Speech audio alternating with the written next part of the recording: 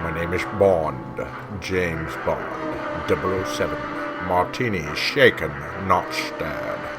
I'm on a mission for Her Majesty the Queen. Okay, no, I'm Dr. Nathan. I'm no secret agent. Martinis taste absolutely horrible. I much prefer a man's drink, bourbon. And we aren't on a mission for the Queen. Rather, you're at Vet Talk, the veterinary podcast. As always, you can contact us at our Facebook page, Vet Talk, the veterinary podcast, or you can reach out to us at theveterinarypodcast@gmail.com. Also, unlike Bond movies, these podcasts are free. But if you would like to make a donation to all the cool spy gadgets veterinarians require, you can at lickingvalleyvet.com/vettalk. So I'm bringing up James Bond today because besides the similarity of our dashing good looks and inability to keep women around, Mr. Bond and I have one thing in common. We both have a license to kill. And that's what our discussion will be about today, euthanasia. Euthanasia is a Greek word that means good death. Death is not something we want to discuss or have to experience, but we will all experience it at some point. Veterinarians have more probability of experiencing this because pets don't live as long as humans do. Many people have multiple generations of pets in their lifetime, and those pets pass away. So today we are going to discuss how their lives can end and how we go about dealing with this. We all deal with death in a different way. And yes, there is a wrong way. That wrong way is where dealing with it causes undue pain to yourself or others around you. My job is to help people get through the death of their pet and deal with it. Like I said, everyone deals with death. People die, friends and family, celebrities. But pets have become a very emotional part of life. I have seen tears from farmers losing a cow and tears from someone losing the pet they have tried to rescue off the street. Their grief was equal because they both cared. Our relationship with animals has not changed as much as we may think. We have had a relationship with animals for thousands of years. It's the time and investment we put in them.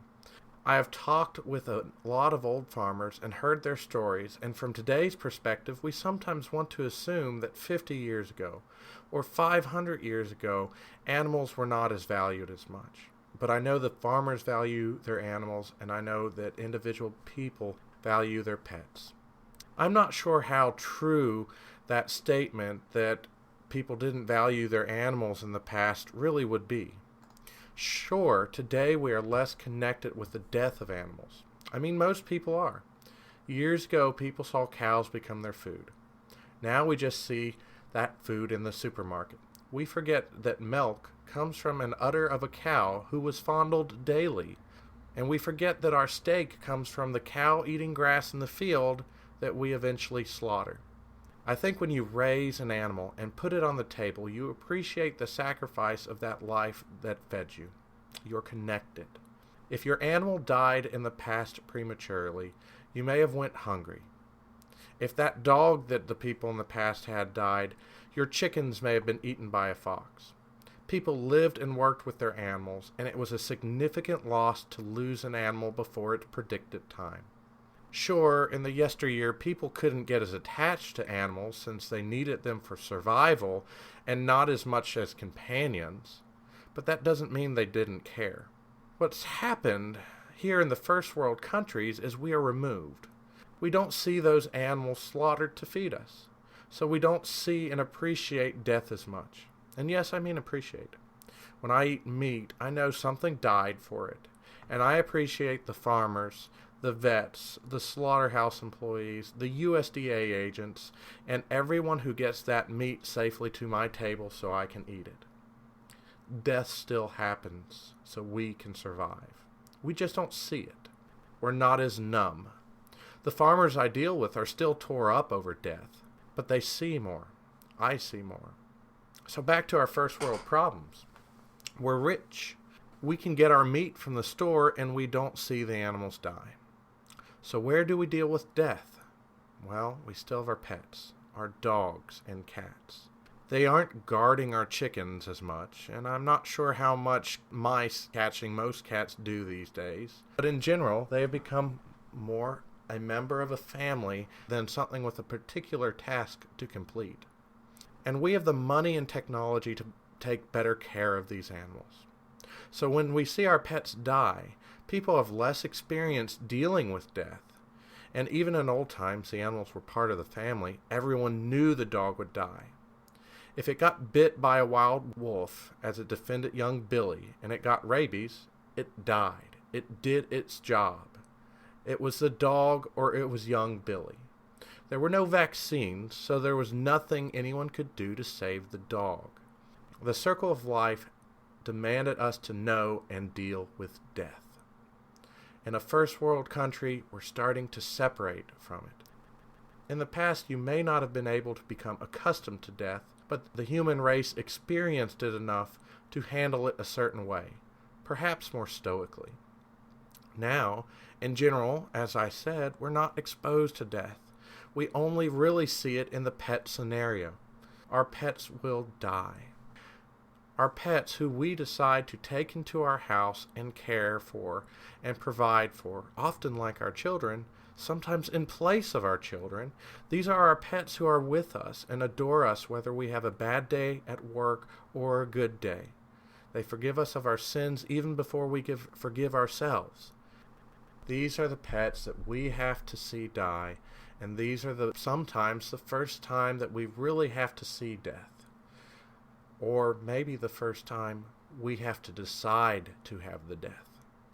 Let me go on. I was thinking about my life the other day.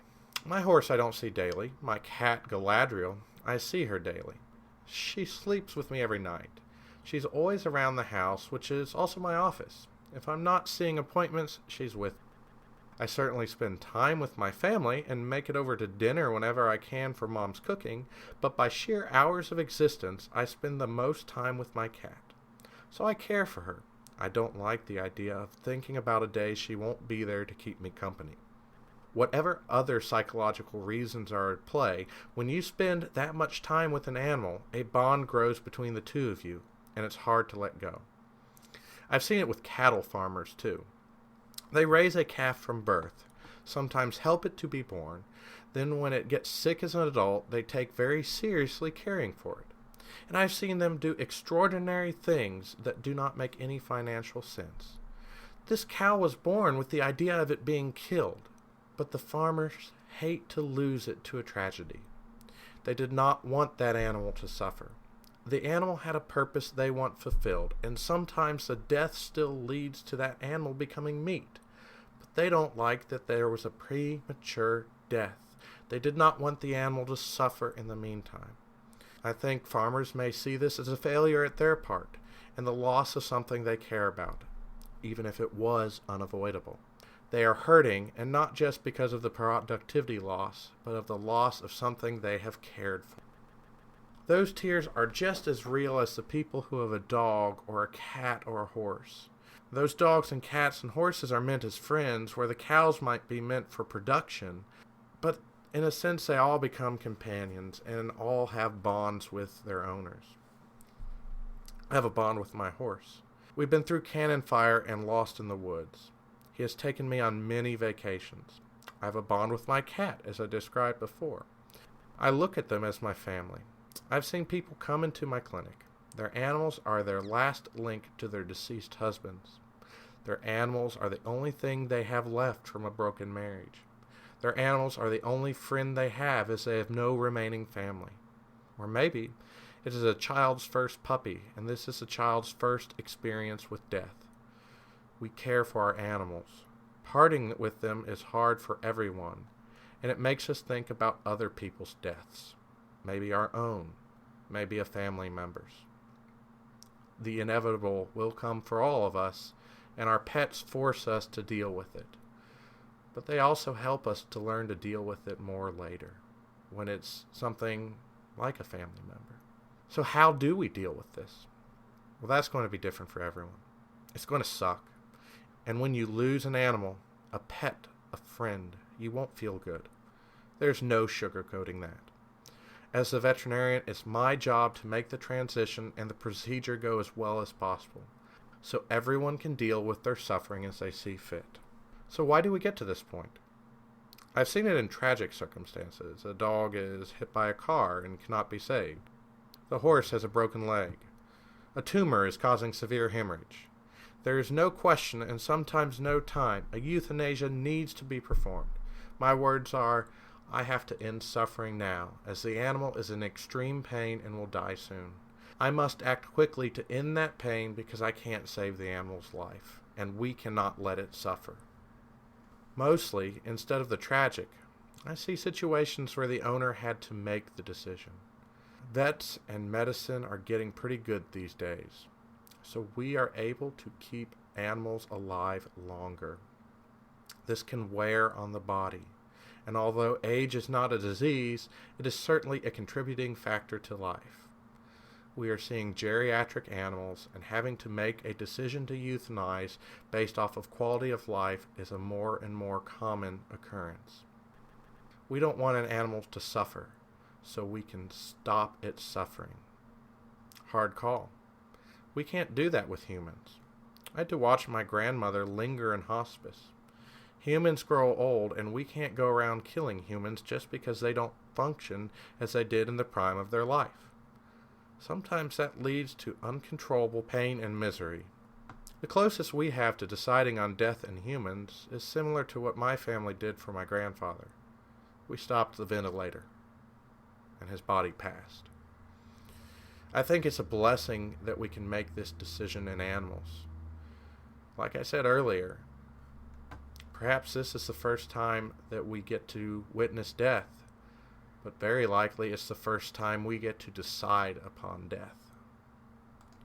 We can decide when that animal lives and dies. That's a great responsibility. In the past, maybe it was easier. That animal had to die at a certain time so we could get our food to survive. That animal died defending us from a rabid wolf. There was a responsibility there. Now, the circle of life is a little bit more in our control. We get to decide when animals die. And that's more what we're going to talk about today, is that gift that we can give to animals. That gift where we get to decide.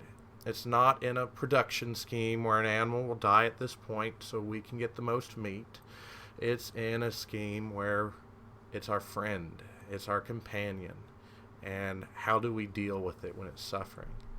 I'm not here to talk about how we're changing all of history and looking at history differently. Animals and people live and die for a lot of reasons. But right now, we get to decide when our animals live and die.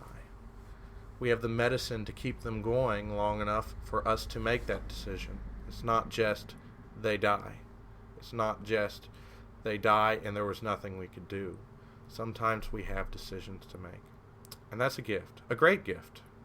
Animals, I think, work differently than us. I think they are what they do. They play ball. They perform a task. Sometimes that just may be eating grass. But when they can't do that, I think they tend to become less of what they are. And that's how I look at it and help to guide my clients to make that decision. To make their decision. To make your decision. The vet never makes that call.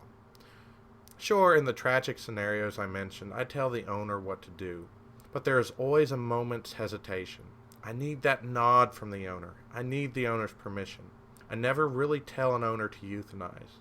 I give them all the information I can and let them make the decision. Oftentimes, there is a very clear decision, but many times, the decision is solely in the owner's hand. There's pros and cons of ending it at a certain time. And usually people end animals' lives because that level of suffering that the animal is experiencing is more than the owner thinks is acceptable. Now, I'm not going to go into how far we should take treatment here. Again, that's between you and your veterinarian, because sometimes cost comes into it. Sometimes we can't afford a $10,000 treatment that would prolong an animal's life another 10 months.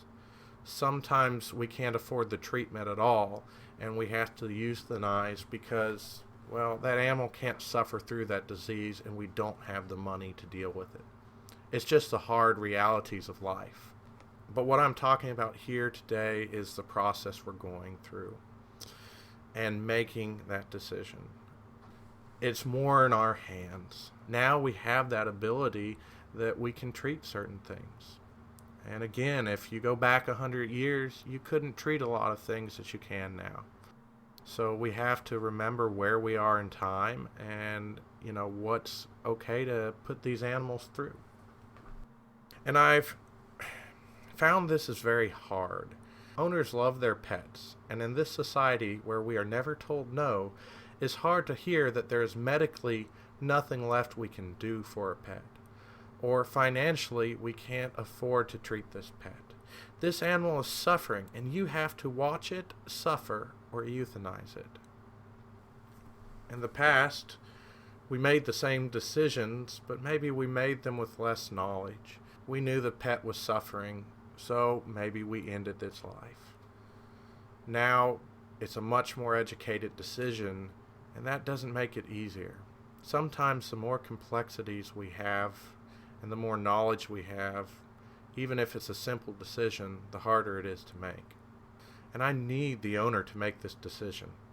I can't tell them.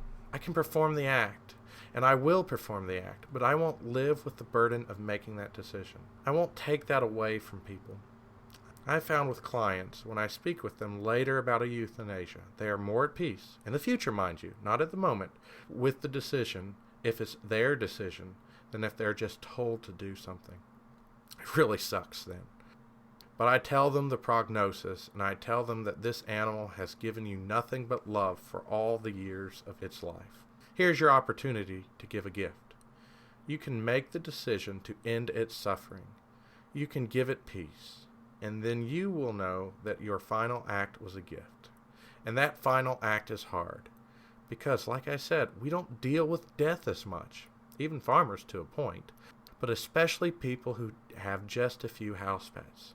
And this is where we are forced to deal with it and make a decision that we oftentimes don't have to ever make any other time in our life. Don't look to the veterinarian to make that decision. We can't give that gift for you, but we will perform the procedure.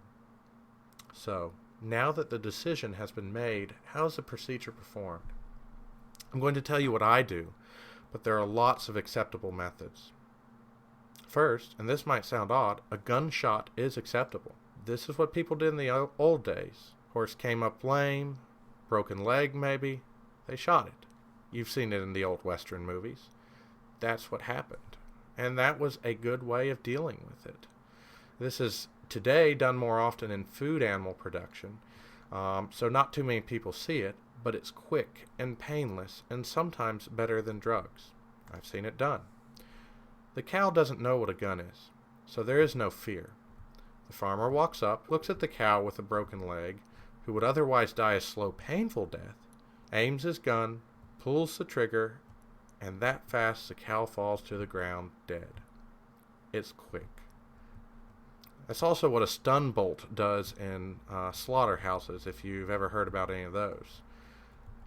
Think about yourself. Would you rather be shot in the stomach and die of a painful belly infection over a few days? Or would you like for a car to hit you and you don't ever know what happened? My point here is everyone has different standards. I've seen people very upset at how they see other people treating their animals. Don't judge other people. This is a very personal and emotional thing. We don't want anything to die, but realize there are more methods of humane euthanasia than you may be comfortable with. And like I said, a gunshot sometimes works very well. That's what we did many years ago. And, well, honestly, it's not always the worst way to go, like I was kind of describing. In other episodes, I've talked about how we use our chemicals and our science and our knowledge to make things better than they once were. Sometimes they work and sometimes they don't. That's why I want us to always remember the old way of doing things and know that we can improve on it. Here's one of those times where the gunshot, which is the old way, was the best way of doing it. There was this horse. Honestly, we plainly should have shot it in the head. That sounds rough. That horse was someone's pet. That horse was a friend. Well, we decided to euthanize. It had a broken leg. There was no fixing it, so we gave the euthanasia drugs. Well, the horse had just broke its leg. It was in shock and had so many hormones floating around its system that it reacted badly. It was a 1,000-pound animal. Started flopping around like a fish out of water. It was scary. It flopped through a fence and broke the fence. Then it flopped again through the fence and broke it again. 4 large men jumped on it and could barely keep it down while we gave more drugs and more drugs to end its life. That went wrong. We did what we thought was best to humanely end this horse's suffering, and that horse had a horrible death. In hindsight, the 4 owners that were there were 4 former Marines. If we would have taken 1 gun and 1 shot to the head, the horse would have fallen to the ground in an instant and there would have been no pain. Listen to your vet. They have done this a lot. They may recommend something that is discomforting to you, but remember, you are doing this for your pet. You are doing this so they have the best death possible, not so you are the most comforted by the way they die. Remember, this is your gift to them. That being said, mostly I'm going to use chemical drugs. I would say more than 9 times out of 10. That is going to be the most humane method possible. Because most of the time, things don't go the way that horse did. It's easy on the pets and easy on the humans. Trust me, even the biggest, baddest person out there has called me to chemically euthanize their beloved dog. So yeah, we do more of that now than we do going out and shooting an animal like maybe we did in the 1900s, because we can make it better. But not every situation in death fits into one square box of methods. Just remember that. This is a very unique thing. So how does it normally go for pet euthanasias that are not odd circumstances? Generally, it's 2 shots or 2 injections. I give the first shot in the muscle. It's the same drugs I use for surgery. That's what a lot of people ask me. Will their pet feel anything? They feel the sting of the first shot. I give them this combination drug, the same drug I would use to perform a spay or a neuter. They feel that sting, and in 15-20 minutes, I could perform surgery on them. I could cut into them with a scalpel and pull their ovaries out, and they would not feel a thing. That doesn't stop nerves from twitching. I've had clients freak out because a muscle twitches during the procedure. The animal didn't feel anything, but a needle poke stimulated an automatic response in the body. It's nothing to be concerned about. Other things just happen. Vomiting, that's typical for the drugs, though I don't see it in every case. Pre-surgery, we would ask no food or water for the dogs from the night before, so they don't vomit. My first euthanasia in practice, I gave the drugs. I came back to a wretched, wretched sound, the sound of vomit. The owner had given their German Shepherd a last meal of an entire pizza. I gave those drugs, and the typical response happened. I saw the entire pizza again. Disgusting, but a natural response. I don't tell people not to feed a last meal. I just warn them that these drugs can make their animals vomit. So don't be alarmed. At this point, while the pet is falling asleep after the first shot, I encourage people to be with their pets, so the last thing their pet sees as they fall asleep is you. Some vets will put in an IV catheter at this point. This is so the second shot, which needs to go in the blood, is much easier to give. There's nothing wrong with this, but I don't do it. The main reason we put a catheter in is so we don't have to stick the animal multiple times to get the second shot in. I figure if I can get a catheter in an animal, I can get a needle in the vein the same way. So I don't worry about this step. But some vets do. It's fine either way. After 15 to 20 minutes, I come back and give the option for people to stay with the pet while I give the second drug, which will stop the heart. Or the owners can step outside. The pet is asleep at this point, so I feel it's safe for an owner to leave. But it doesn't bother me if they stay either. That's a personal decision. Some people don't like seeing the injection that kills the pet. Others do. Others want to stay until that very last moment. So then, whether the owner's in the room or not, I give a shot in the blood.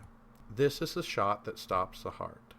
When the heart stops and blood stops pumping, the body shuts down. Oxygen is required, and when the body doesn't get oxygen, it dies. Getting this injection in the blood can be a challenge, and a challenge you may witness. So realize what's going on. One clinic I do relief work at, the assistants will hold a towel over the injection I'm given. It kind of annoys me because they sometimes inadvertently block my view of what I'm doing at a critical moment, but what they are trying to do is keep the owner from seeing the killing shot. I am someone who wants to know what's going on. I feel the owner needs to see this. I don't stop those assistants at that clinic, but I think it's valuable that there is some connection to the death. We can't be totally removed from it. Anyway, I will find a vein and give the injection. Sounds simple, but it isn't always. Some of these animals are old, with veins that are nearly non-existent. Potentially, these animals have problems that make their blood pressure non-existent. And veins might be cancer-riddled and fall apart when they are touched. There are times that even with my 8 years of experience as a vet, 6 years of experience before that as a veterinary technician, and 2 years of experience before that as a veterinary assistant, all those combined years of finding veins, drawing blood, and I still cannot find a vein. I've seen people get worked up. They see me have to poke 2 or 3 places to find an appropriate vessel. And in my view, if I had an IV catheter, I'd still have to poke those 2 or 3 times to get that catheter placed, which is why I go straight to just a needle poke. This doesn't bother me much that I'm poking a few times, because I can clearly remember, and in the same state of the animal, have performed invasive surgery on them. So I know a needle stick isn't going to bother it, because honestly, it will be dead before it wakes up and feels any bruising from this. However, I understand it's hard for people to realize this isn't hurting their beloved pet. They can't feel it now, and there will be nothing they can feel later. But it is a part of it, so don't get mad at your vet. They want the procedure to go as efficiently as possible, for you and the pet.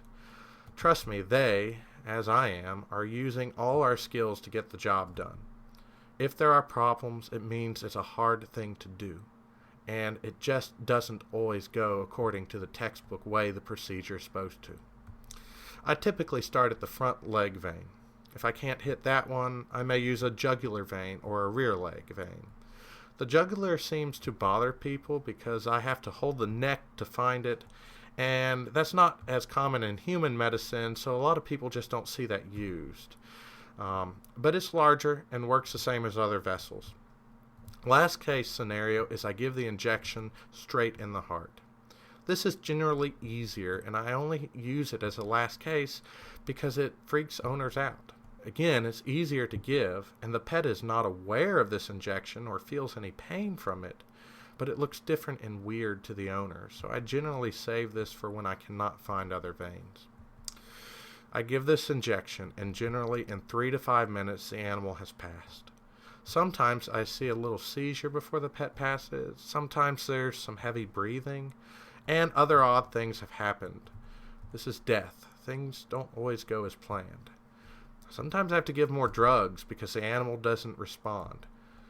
There's a lot of reasons I know it doesn't respond, but, things just happen oddly sometimes. The animal still doesn't feel anything, but, more drugs are required. After that, I check the corneal reflexes and its heartbeat. When both these are gone, I declare the animal passed.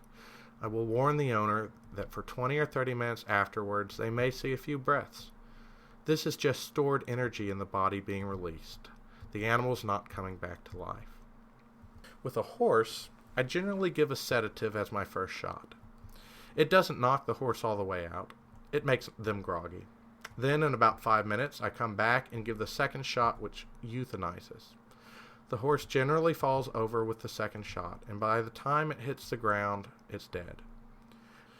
It's a little more tense with horses. The euthanasia drug, I have to get 100 cc's in a horse versus 5 or 10 with a dog. I have to move quicker. And guess what? 1,000 pounds coming to the ground will make a thud. That can disturb owners. Again, I don't think they are feeling much, the horses that is. If I get my 100 cc's in the horse, though I can't really prove it, typically by the time they are on the ground, they are gone enough that they don't realize what is happening. And again, in 3 to 5 minutes, they're typically gone. I check the heart and cornea as I do small animals. I wish I could be 100% that they don't realize what's going on in that last 2 to 3 minutes. I can't say for certain what they feel in that time. However, the alternative, which I do from time to time, is lay them down like I would for surgery. I give them the same drugs I would use to perform a castration, i.e. I make the horse groggy, then give them the same drugs that I do dogs and cats to make them ready for surgery, and I lay them down. A lot of owners do this because they want the animal asleep for the euthanasia. It does cost more, so I leave this to the owner's discretion. Horses are bigger. They take more drugs. It at least makes the owners feel better. Personally, I don't know if it's any better for the horse. The horse still falls and makes a thud with the surgery drugs, and the horse isn't all that way asleep when it hits the ground. So I don't know. Maybe it's a little easier with the surgery drugs, and maybe it's the same. I'll do it either way. But we are doing the best we know how. And it's still 2 or 3 minutes of what I would imagine would be confusion instead of days or weeks of lingering pain. There is a limit to what science knows as well. So, this license to kill isn't like the movies. It's a responsibility, one the vet has taken on, that when you make your decision to end suffering of your animal, they will help make it as peaceful as possible. It doesn't always go well, and it definitely doesn't always go as the owner believes it should. But we can take comfort in the fact that a caring professional is trying to help a beloved creature the best they know how. I'm Dr. Nathan. This episode was much less full of facts and discussion than others. I just want to tell you what a lot of my clients have been through and the things that they're thinking about and they go through. I think this conversation needed to be this way. It needed to be different. To me, death is not the end, but it is special and deserves a different discussion. Come back and listen to us for our next episode of Vet Talk, the veterinary podcast.